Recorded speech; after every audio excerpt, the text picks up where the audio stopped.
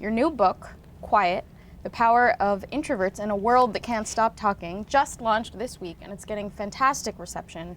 Can you summarize for us the thesis of the book and how you arrived at it? Yeah, so the idea of the book is that we live in a culture that is biased against a constellation of traits, namely shyness, seriousness, introversion. And that this leads to a colossal waste of talent and of energy and of happiness. And that introversion really does have all kinds of attributes to it, some real surprising powers to what it means to be an introvert. And yet this is not something we're mindful of. And instead what we do is we encourage introverts to act more like extroverts instead of acting like their best selves. That's interesting. Can you explain for us briefly what the difference between an introvert and an extrovert is? Yeah, good question. So introverts are people who like more quiet, less stimulating environments, whereas extroverts crave more stimulation to feel at their best. And this is an important thing to see because people often assume that being an introvert means being antisocial, but it's really not that at all. It's just differently social. So an introvert preferring less stimulation will often prefer to have, a glass of wine with a close friend as opposed to going to a loud party full of strangers. Mm-hmm. And you say that this part of your personality may be as crucial as your gender and race. Why is that?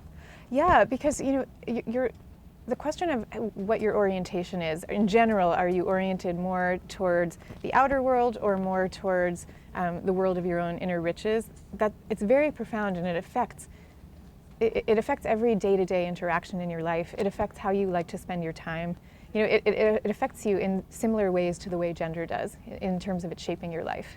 And if there really is a bias against introverts, then that's a bias against almost half our population. Yes, and this is another way in which there's a parallel to gender. I often say that the place of introverts in our culture today is very similar to where women were around the 50s or the early 1960s. It was half the population. It was a piece of the population that was discounted because of something that went to the core of who they were.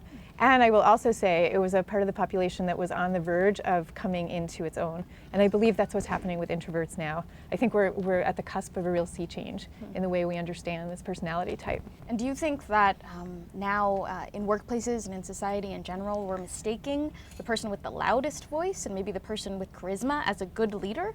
Oh yeah, yes, we absolutely do that. And in fact, we know that extroverts are much more often groomed for leadership positions than introverts are. And this isn't to say extroverts, of course, can be wonderful leaders, but there's also interesting new research by Adam Grant out of the Wharton School showing that in certain circumstances, introverts make the better leaders. And specifically, when you have employees who are really proactive and really engaged, they often do better with introverted leaders because those leaders let the proactive employees run with their ideas and implement them. Whereas an extroverted leader, almost without realizing what they're doing, maybe putting their own stamp on things and being more dominant so that the ideas of the employees may never actually come to light. So tell me a little bit more about the sea change. How do you actually see this going into effect? What do you hope to accomplish? Well, it's a few things. I mean, the first thing I would like to change is people's psyches.